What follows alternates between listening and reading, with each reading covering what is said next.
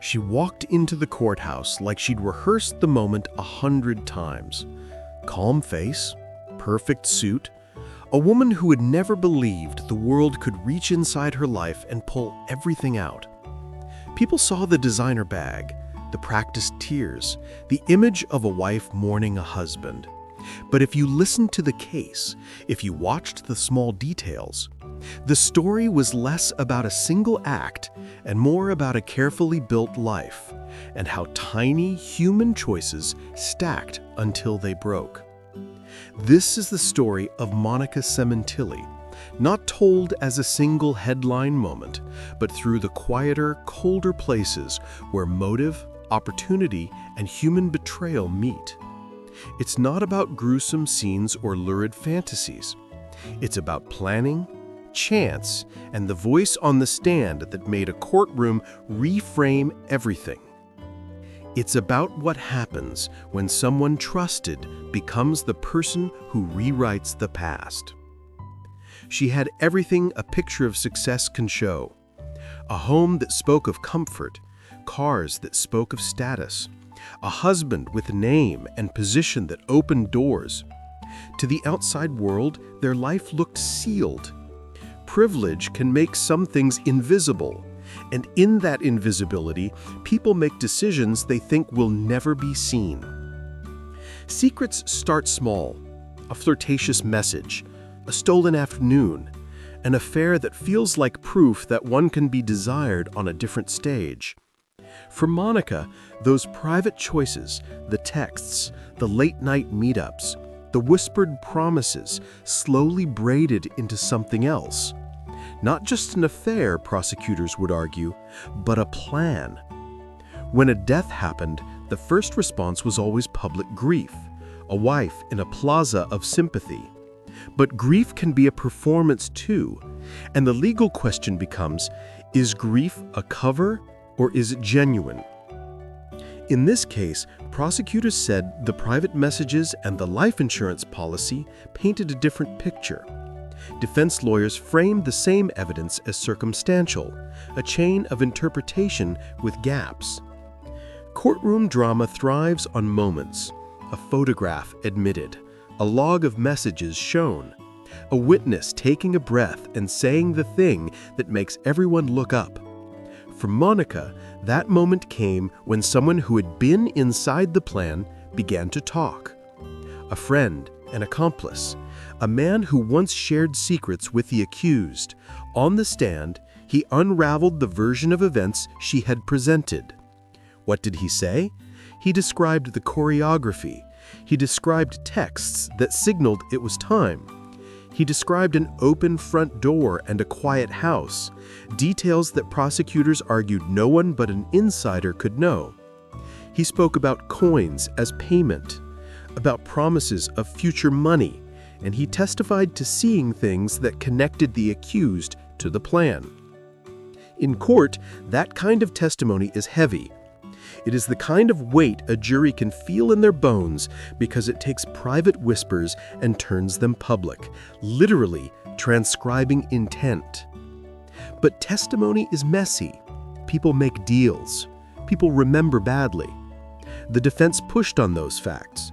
Who benefits from a plea? Why would someone change their story? Could someone be protecting someone else? These are common moves in trials. They remind us that witnesses are human, and human beings are motivated by complicated reasons. Yet juries also know something else. They watch for patterns. When digital traces, messages, and witness stories line up, pattern becomes argument. One of the most striking things about this case was how much the modern world left a trail. Phones that never sleep, messages stored like breadcrumbs, surveillance cameras that capture more than we think. The prosecution used these modern traces, calls, timestamps, inconsistencies, and statements to show coordination. The defense asked the jury to consider alternative explanations. Was it motive enough? Were the texts proof of conspiracy or of a relationship that was complicated but not criminal? And that's where the human drama lives. We live inside mixed motives. People love and lie, desire and fear, plan and then panic. The defense leaned on the idea of manipulation, that Monica was a woman controlled by a lover, a person who, in their framing, was the real engine. The prosecution painted a different portrait: deliberate planning, a life re-engineered for personal gain. Both versions used the same evidence like a lens, focusing it into different images. In the middle of these competing stories is a courtroom ritual everyone understands. Witness takes the stand, questions fired, objections rise, a juror leans forward, a photograph slides into evidence. And sometimes, in the stillness of a testimony, you can see the face of a defendant change. A smile drop, hands tremble, composure crack. For Monica, that shift arrived not when someone said a dramatic phrase, but when a man who had been inside the plot described the front dooring being unlocked because she said she would be gone. Small domestic details became the hook that bound separate accounts into a sequence. There are two things that make this kind of testimony powerful. One is specificity. The more particular a witness can be, times, words, exact actions, the harder it is to explain away. The other is corroboration. When a witness's claim is echoed in a message, a timeline, or camera footage, it no longer sits alone. It becomes connective tissue. But let's be clear, the legal system is built not on poetic certainty, but reasonable doubt. Defense attorneys aim to show gaps, to plant questions in jurors' minds. What if the messages are misread, they asked. What if someone lied to get a deal, they urge. These are not rhetorical tricks. They're crucial safeguards. In any high-profile case, the tension between a juror's gut reaction and the requirement for proof beyond reasonable doubt is the crucible where verdicts form. When the jury returned, after listening to days and weeks of testimony, reading the exhibits, and weighing human motives, the verdict reflected how the jurors resolved that tension. For some, it was the pattern that broke the doubt. For others, maybe less certain, the weight of witness testimony added up with digital evidence to push them past the threshold. The result was decisive: conviction. Sentencing followed, and the life Monica once lived shifted into a future defined by bars and statutes. What should we take from a story like this? First, that human lives are complicated and sometimes tragic. People are not merely characters in news headlines. They are people who made choices. Second, that modern evidence, phones, messages, and cameras, changes the dynamics of accountability. The things we once could keep private now live in servers and timelines. Third, that the justice system, imperfect as it is, relies on testimony, corroboration, and the jury's hard, sometimes flawed labor to sift truth from story. There is also a broader lesson about relationships and money. Affairs don't just destroy intimacy, they can realign incentives. Where love, secrecy, and financial promise meet, danger sometimes follows.